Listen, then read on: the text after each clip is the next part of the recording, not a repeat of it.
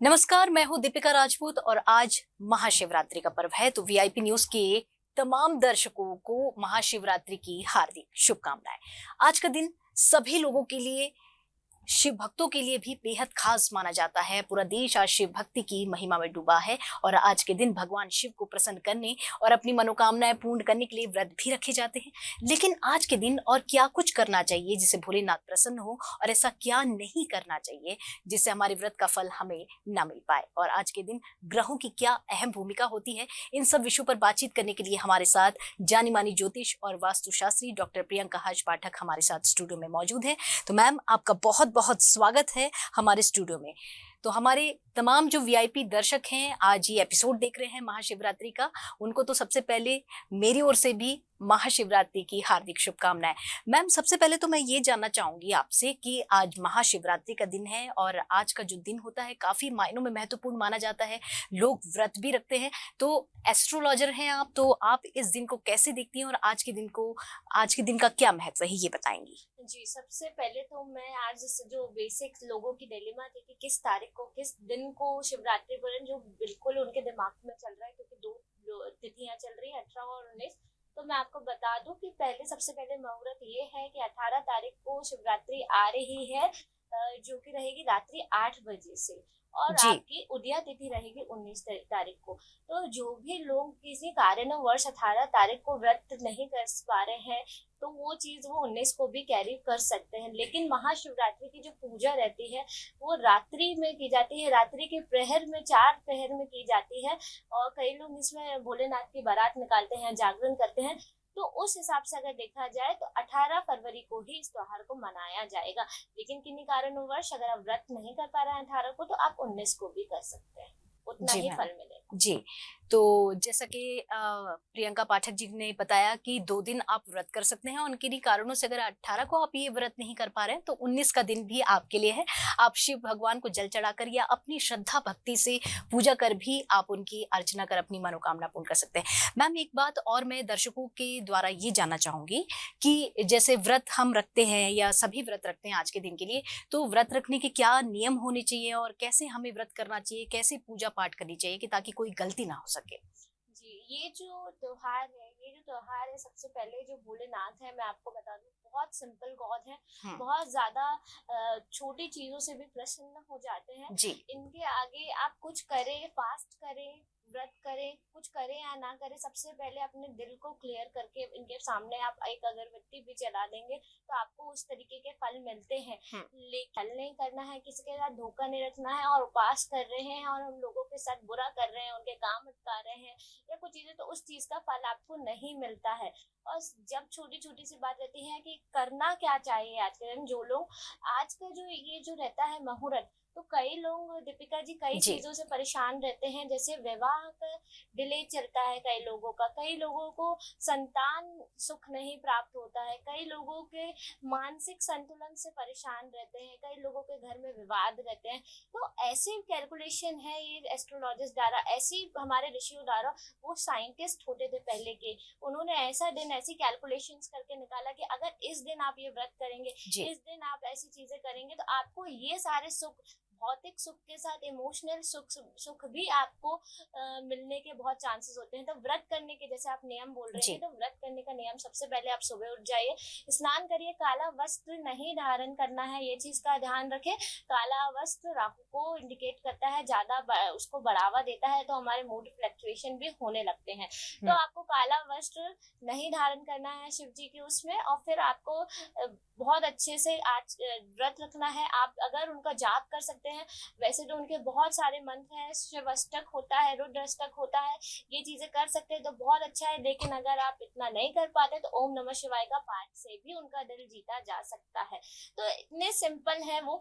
लेकिन कुछ चीजों का आपको जरूर ध्यान देना है। आपको जो जो चीजें नहीं करनी है, पहले मैं वो बता देती हूँ, ताकि आपके जो फल है आपको पूर्णता मिले किसी भी चीज का। जो लोग व्रत कर रहे हैं वो चीज ये ध्यान दे दें कि आज के दिन अगर आप व्रत कर रहे हैं तो आज के दिन गेहूं चावल ये चीज से इत्यादि चीजों को आपको खाना नहीं है, या किसी भी तरीके से इसको चीजों को नहीं करना है, और दान कर सकते हैं तो दान करना है आपको, तो ज्यादा फल इसके मिलते हैं। साथ ही साथ आपको जो है, हमारे घरों में अक्सर हमारे घरों में तुलसी के पौधे लगे रहते हैं, जी। तो हम कई जो रहते हैं, कई जातक रहते हैं, कई लोग ऐसे रहते हैं कि उनके भोग में तुलसी का पत्ता रख देते हैं, तो ये चीज उनके लिए, उनका जो पूजा रहती है उनको व्यर्थ चली जाती है। शिव जी को तुलसी का पत्ता नहीं चढ़ाया जाता है, शिव जी के भोग में तुलसी जी नहीं रहती, तो इस चीज का भी आपको ध्यान रखिए। जब आप उनको भोग लगाएं तो आप उनको तुलसी का पत्ता ना रखें। साथ ही साथ जब आप शिवलिंग में जाते हैं, शिवलिंग में जब आप उनको मिल्क ऑफर करते हैं या उनको जो है जल ऑफर करते हैं, भोलेनाथ को जल बहुत प्रिय है, बहुत ज्यादा उनको जल प्रिय है। ऐसा कहते हैं कि एक लोटे पानी से भी वो खुश हो जाते हैं और मनोकामनाएं पूर्ण करते हैं। तो इस चीज का आपको ये भी ध्यान देना है कि जब आप उनको किस लोटे का आप ध्यान कर रहे हैं। जब आप जल चढ़ा रहे हैं अगर आप शिव जी को, उनका अभिषेक करने से वो बहुत खुश होंगे, तो उपास कर रहे हैं तो उनका अभिषेक भी जरूर करिए। जल से भी कर सकते हैं और आप दूध से भी कर सकते हैं, दही से कर सकते हैं, शहद से कर सकते हैं, हर चीजों से आप उनका अभिषेक कर सकते हैं। लेकिन जिस पात्र से कर रहे हैं उस चीज का ध्यान देना, कभी भी लोहा या स्टील के जल से आपको उनको जल अर्पण नहीं करना है। कल के दिन जब जल अर्पण कर रहे हैं तो वो जो पात्र होना चाहिए वो तांबे का होना चाहिए या पीतल का होना चाहिए, चांदी का होना चाहिए। इस तरीके के पात्र आप जो लोटा या जो भी आप जो भी चीज यूज कर रहे हैं जल अर्पण करने के लिए, वो इन धातुओं से बनी होना चाहिए। साथ ही साथ अगर आप स्टील का चीज यूज कर देंगे तो वो भी उनको वो चीज उनको इतनी प्लीज नहीं करेगी। और आपको ये चीजों का भी ध्यान रखना है कि जब वो वैरागी है, जो शिव जी है वो वैरागी है, तो ये चीज का ध्यान रखना है कि वे वो भस्म में अर्पित करते हैं, अपने ऊपर कुमकुम नहीं लगाते। तो जो लोग उनको कुमकुम लगाते हैं तो वो रुष्ट नहीं होने वाले, लेकिन आपको चीजों का इतना बेनिफिट नहीं मिलेगा। आपकी इंटेंशंस देखते हैं ईश्वर, आप किस तरीके से करते हैं, तो वो चीज करते हैं। अगर आप इंटेंशनली अनइंटेंशनली गलतियां करते हैं तो आपकी सब माफ है, लेकिन जानबूझ के किसी चीज को आप अगर जान के और करेंगे तो आपकी चीजों को बहुत ज्यादा वृद्धि होती है। तो ये चीजों का ध्यान रखें। अक्षत जो यूज करते हैं, चावल जो यूज करते हैं हम, उनके वो पूरा प्रॉपर होना चाहिए, आधा टूटा हुआ नहीं यूज करें, अलग से छाट के रख लीजिए। जो लोटा देख लीजिए आप किस पात्र में कर रहे हैं, तांबे का होना चाहिए या चांदी का होना चाहिए या पीतल का ले सकते हैं। कुमकुम नहीं लगाइए, तुलसी नहीं चढ़ाइए, ये चीजें हैं जो आपको नहीं करनी है, जो आपके चीजों में, जो सुखों में कमी ला सकती है। और आपके जो व्रत है अगर ये नहीं करेंगे तो पूर्णतः कंप्लीट होएगा और आपको इसके ज्यादा रिजल्ट्स मिलेंगे। बहुत महत्वपूर्ण जानकारी दी है प्रियंका जी आपने। निश्चित तौर पर दर्शक अगर इन नियमों का पालन करते हैं तो उनकी पूजा पाठ अवश्य सफल होगी। प्रियंका जी, मैं आपसे ये भी जानना चाहती हूँ कि कल का दिन जो है काफी महत्वपूर्ण है, भोलेनाथ है।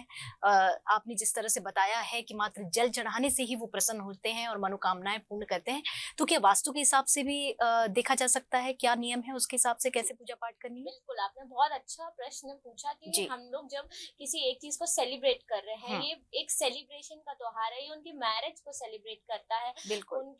उन्होंने आज ही के दिन विष का भी पान किया था, उस चीज को सेलिब्रेट करता है।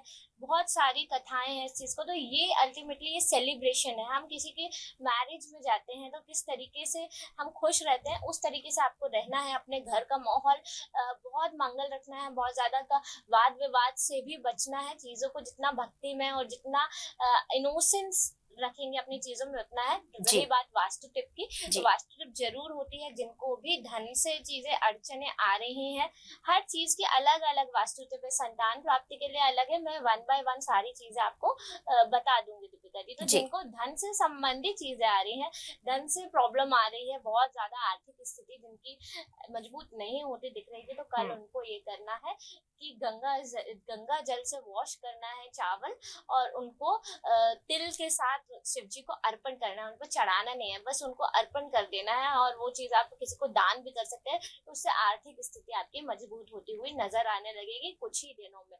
जिन लोगों को विवाह नहीं हो रहा था, जिन लोगों को विवाह में डिले चल रहा था, कल वो व्रत जरूर रखें। व्रत रखने से आपकी जो विवाह में जो अड़चने आ रही थी और जो चीजें नहीं हो रही थी वो चीजें हो जाएंगी जल्दी। साथ ही साथ आपको शिव पुराण का भी अगर पाठ कर सकते हैं तो बहुत ही उत्तम होगा, और चीजें ऐसी चीजें होंगी जो आपके जो है विवाह को जल्दी कर देंगी और जल्दी आपको इस चीज का जो रहेगा सुख मिल जाएगा। बात आती है संतान सुख।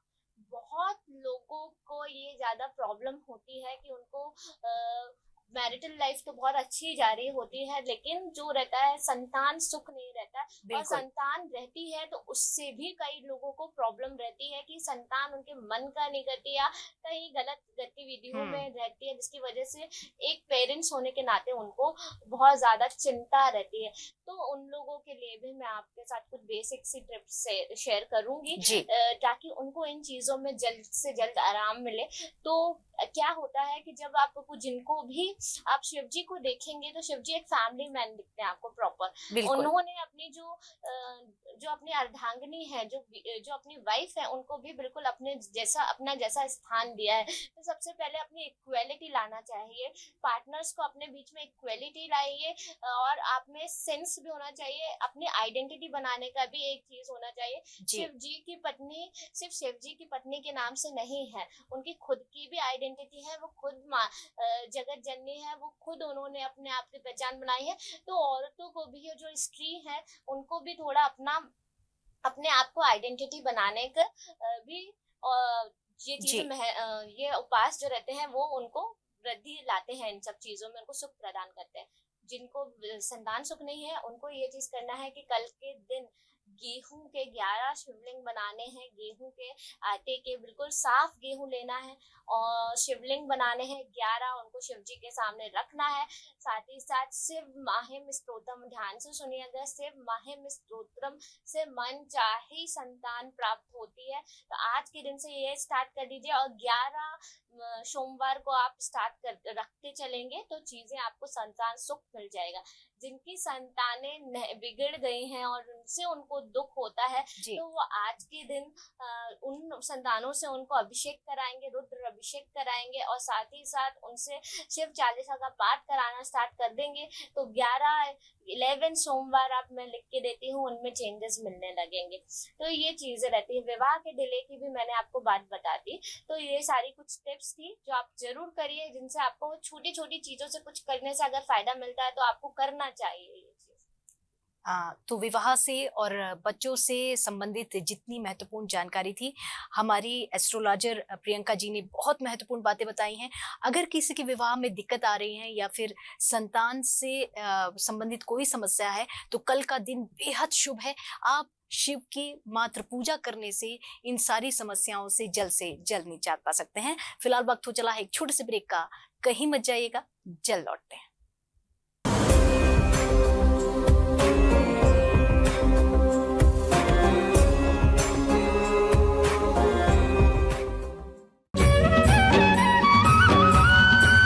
अमृत धारा महोत्सव में पधारे सभी सम्माननीय अतिथि गणों का स्वागत, वंदन, अभिनंदन, विनीत। गुलाब कमरो, विधायक भरतपुर सोनहत एवं उपाध्यक्ष सरगुजा विकास प्राधिकरण।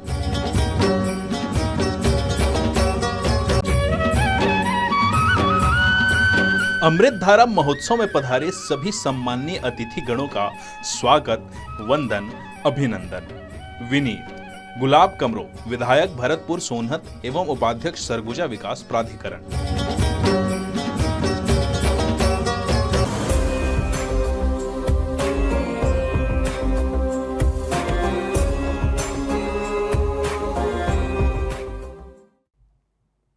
ब्रेक के बाद एक बार फिर आप सभी का स्वागत है। हम महाशिवरात्रि पर्व की उत्साह को मना रहे हैं और हमारे साथ स्टूडियो में मौजूद हैं जानी मानी एस्ट्रोलॉजर प्रियंका पाठक जी।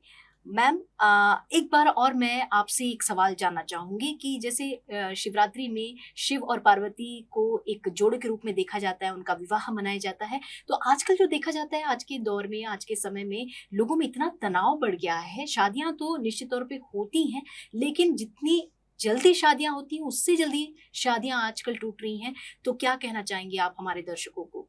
जी, ये त्योहार आपने सही चीज़ बोली दीपिका जी, कि आज जी। का जो त्योहार है ये एक तरीके का मैरिज को सेलिब्रेट करा जा रहा है, उनके दाम्पत्य जीवन को सेलिब्रेट किया जा रहा है शिव जी के। तो आपको ये चीज़ का रियलाइज़ेशन होना चाहिए, आज के जैसे आप बोल रहे हैं कि शादियाँ टिकती नहीं है, बार-बार टूट जाती हैं।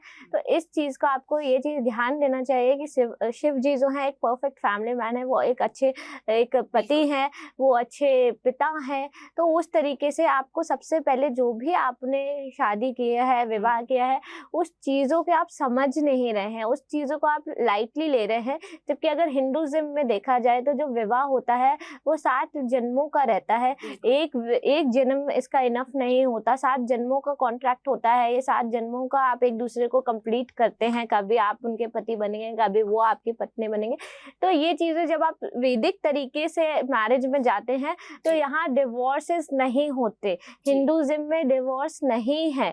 तो आपको ये चाहिए, आप बात तो है कि मैरिज में है लेकिन हम सुखी नहीं हैं, तो वो चीज़ आप सुखी आप अपनी चीज़ों को इस चीज़ से बना सकते हैं कि जो मेल रहता है, अगर आप साइंटिफिकली भी देखें, मेल जो रहता है ईश्वर ने उसको अलग कैरेक्टरिस्टिक दिए हैं और फीमेल को अलग कैरेक्टरिस्टिक दिए हैं। अगर घर की औरतें मर्द बनेंगी, आदमी के जैसा बिहेव करेंगी तो नहीं चलेगा, और जो घर के आदमी हैं वो औरत के जैसे कैरेक्टरिस्टिक लेंगे तो उनके दाम्पत्य जीवन में जरूर दुख आएगा और चीजें अड़चन। तो आपको, जैसे हम बोलते हैं कि औरतें आदमी थोड़ा झुक नहीं रहे हैं, सहन नहीं कर रहे हैं, तो ये कैरेक्टरिस्टिक्स गॉड ने कम मात्रा में मेल्स को दिए हैं। वो लेस सेंसिटिव होते हैं, आपको ज्यादा ब्लेस किया गया है, फीमेल को ज्यादा ब्लेस किया गया है, सेंसिटिविटी से ज्यादा इमोशनल है, आप ज्यादा भावुक होते हैं, आप में शर्म जो होती है 8 गुना ज्यादा होती है मर्दों से। तो आप अगर मेल बनने की कोशिश करेंगे तो आप उनका कॉपी करते करते करते आप अपना रिलेशन र्यून कर लेंगे।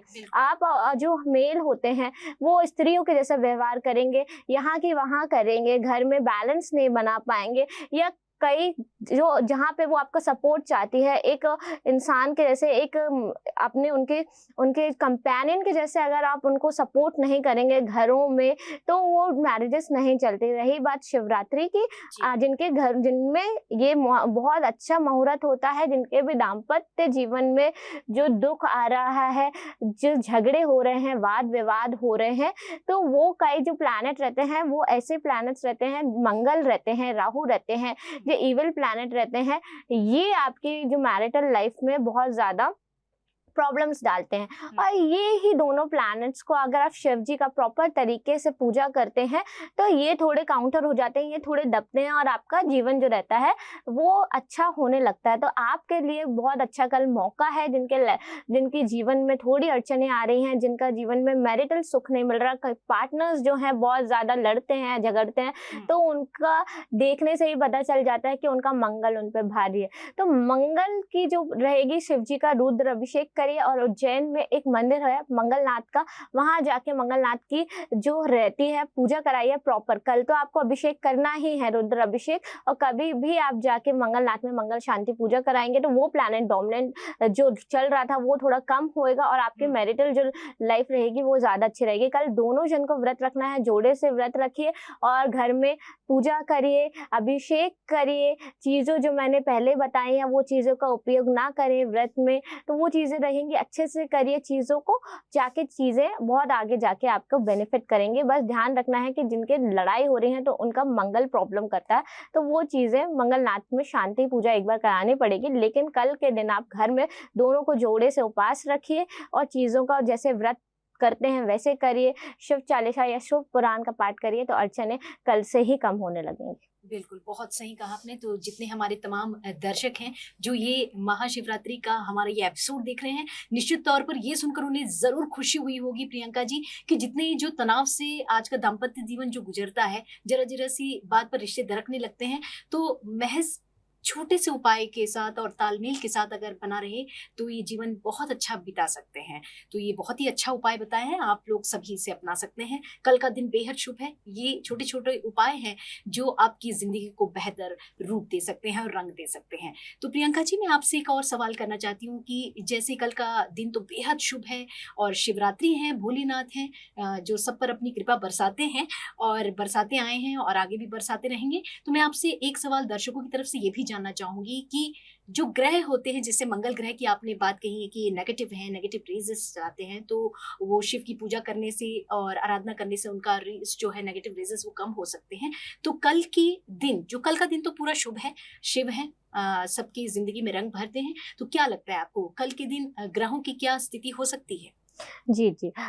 कल के दिन जो आप बोल रहे हैं कि प्लेनेट की क्या स्थिति रहती है और जी। जातकों पे, राशियों पे भी क्या फर्क होता है, जैसे आपने ऑलरेडी बता दिया है कि शिव है, भोले के भगवान है, जी। जितनी इनोसेंस रखेंगे उतना अच्छा है। कल का दिन सेलिब्रेट करिए, अच्छे से रहिए, मनोरंजन के साथ रहेगा। साथ ही साथ जैसे आप बोल रहे हैं कि स्थिति क्या है, प्लेनेट की क्या योग वो दे रहे हैं, बिल्कुल। तो सही ये है कि कल त्रियोगी योग बन रहा है कुंभ राशि में, जहाँ पे पहले से शनि मौजूद है और जो है चंद्र भी कल पहुंच जाएंगे और साथ ही साथ सूर्य 13 फरवरी से वहां पहुंच गए हैं। तो कल जो है त्रियोग 3 प्लैनेट का कुंभ राशि में प्रेजेंट रहेंगे, जिसकी वजह से उनके जो 7.5 चल रही है उनकी ऑलरेडी, उसमें बहुत ज्यादा कमी आ जाएगी। अगर वो कल पूजा करते हैं तो पूजा करेंगे और जल्दी फल लेंगे। और जो लोग कल इन्वेस्टमेंट करने के लिए सोच रहे हैं, कुछ घर खरीदने का या सोच रहे हैं, कुछ प्लान इत्यादि खरीदने का, कुछ लग्जरी आइटम खरीदने का, तो जरूर जाइए। कल का दिन बहुत शुभ है। कोई भी चीज अगर आप कल के दिन लेके आते हैं अपने घर में,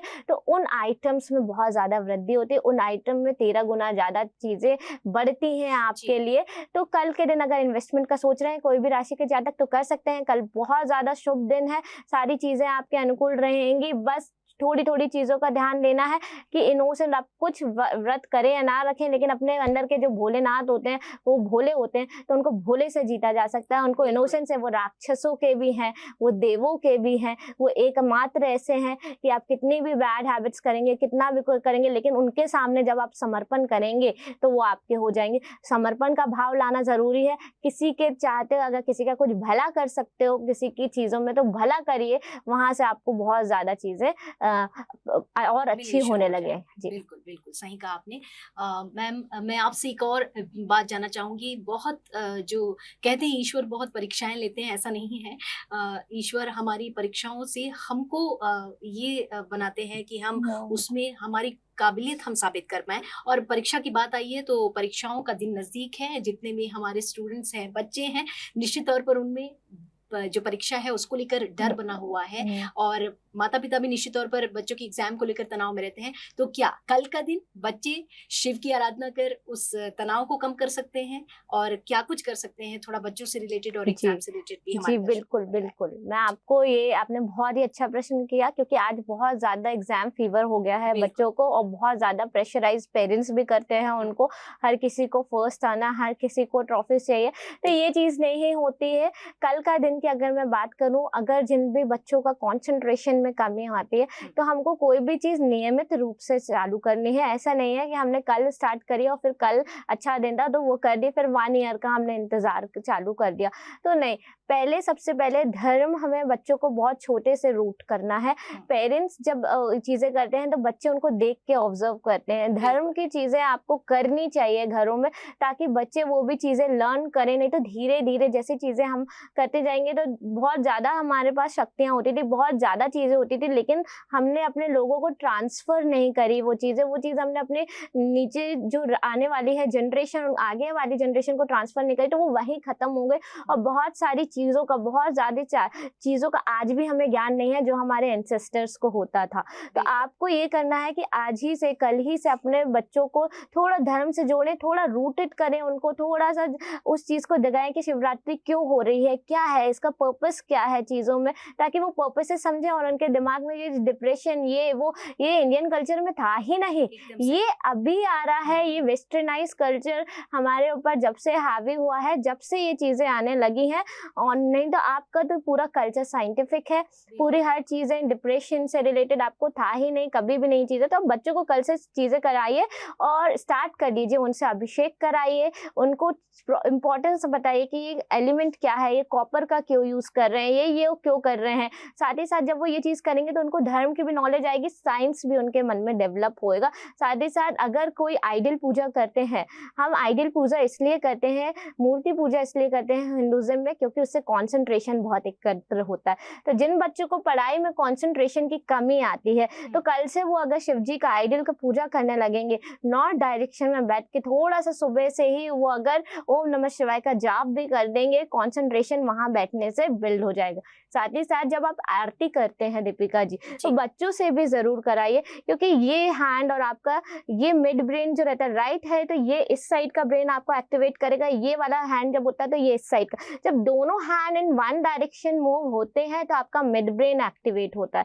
जब आपका मिड ब्रेन एक्टिवेट होता है तो आपको अलग से हार्मोन्स आपके में रहते हैं, हैप्पीनेस ज्यादा आती है। जो फियर रहते हैं बच्चों में एग्जाम से रिलेटेड या किसी चीज से भी रिलेटेड, वो फियर होता है जो खत्म हो जाता है ये चीज का। तो ये आरती अगर आप बच्चे आरती नहीं कर पाते किसी कारणवश, तो उनसे कुछ नहीं, उनसे बोले ऐसे ऐसे दोनों हाथ ऐसे ही मूव करें, या एक हाथ में घंटी पकड़े, या कुछ भी, दोनों हैंड्स का जो मूवमेंट रहेगा वो उनके मिड ब्रेन को एक्टिवेट करेगा।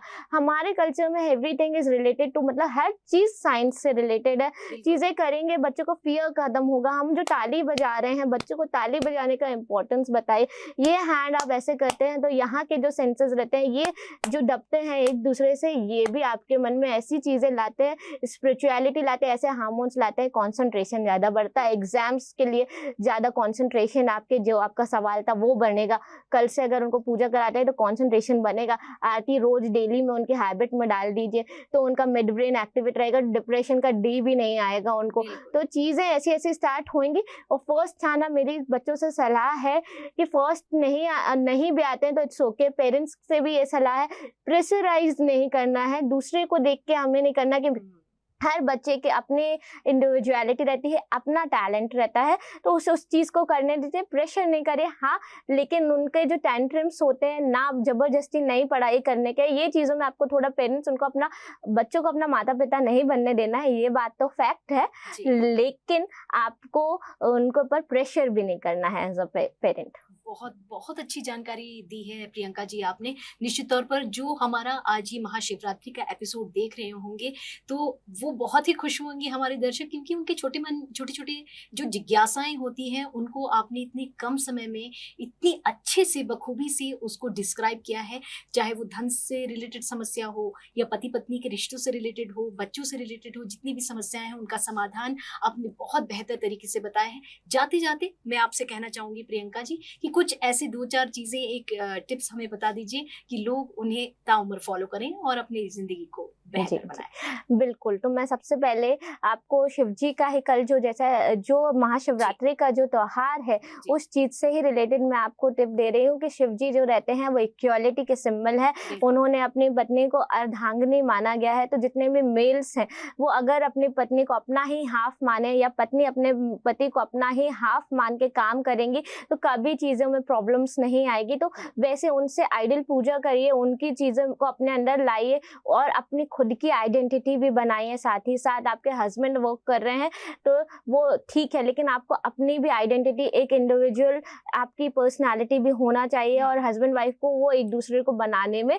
मदद करना चाहिए। साथ ही साथ जो ताउम्र चीजें आपके साथ रहेंगी वो रहता है ये धन संपत्ति, ये चीजें तो आपकी चली जाती हैं, लेकिन जो आपके साथ रहता है वो रहता है आपका भोलापन, जो आपकी इनोसेंस रहती है। ये इनोसेंस को कभी नहीं मरने दीजिए। आप कभी कितने भी बड़े हो जाए, चतुराई नहीं सिखाइए बच्चों को, चालाकी नहीं सिखाइए। आप कुछ ऐसे करते हैं बच्चे सबकॉन्शियसली सब देखते हैं, सारी चीजें वो देखते रहते हैं, अपने पेरेंट्स की जितनी भी चीजें रहती हैं वो उनके दिमाग में चालाकी वहां से आ जाती है। आखिरकार हमको उनको एक अच्छा नागरिक भी बनाना है, बड़े करके सिटीजन भी अच्छा बनाना होता है। तो ये भोलापन लाइए। भगवान जो आपको हर एक भगवान जो हिंदुइज्म में है वो अलग अलग चीजों को दर्शाता है। आप गणपति को ले लेंगे तो वो बुद्धि तक को बजाते हैं। शिव जी दाम्पत्य जीवन को भी दर्शाते हैं और आपके जो भौतिक सुख रहते हैं और जो आपके परमात्मा में लीन होने की जो चीज़ रहती है दोनों को, क्योंकि वो एक वैरागी भी हैं, वो चीज़ें दिखाते हैं। तो चीज़ों को कैसे बैलेंस करना है, अपने वर्क को और अपने लव लाइफ को, ये शिव जी से आपको लर्न करने की चीज़ें, उनकी आराधना करेंगे तो ये चीज़ों में बैलेंस हो जाएगा। साथ ही साथ जिन भी लोगों को जो संतान सुख चाहिए था, तो वो लोगों के लिए भी कल बहुत अच्छा दिन है। करिए पूजा, पति पत्नी स्टार्ट कर दीजिए, माहिम स्तोत्रम का पाठ करिए, बहुत जल्दी आपके घर में शुभ सुख संपत्ति और संतान सुख मिलेगा। सभी सुखों का जो इलाज है, उन्होंने समस्या का समाधान आज हमारे स्टूडियो में मौजूद एस्ट्रोलॉजर, फेमस एस्ट्रोलॉजर हमारे साथ डॉक्टर प्रियंका पाठक जी ने बताया। मैम बहुत बहुत धन्यवाद आपका। और मैं हमारे तमाम दर्शकों से आज यही कहना चाहूंगी कि बस छोटी छोटी चीजें हैं, भोलेनाथ की पूजा कर रहे हैं तो भोलापन अपने अंदर लाइए, वो इनोसेंसी अपने अंदर हमेशा बरकरार रखिए और छोटी छोटी चीज़ों को लेकर ईगो में मत जाइए, और ऐसी चीज़ें जो आपको परेशान करती हैं उन्हें दरकिनार कीजिए, खुश रहिए और हंसते मुस्कुराते रहिए और शिवरात्रि में भोलेनाथ की पूजा करिए और अपनी मनोकामना, आपकी मनोकामना जो है वो अवश्य पूर्ण होगी। इसी के साथ दीजिए इजाजत। नमस्कार।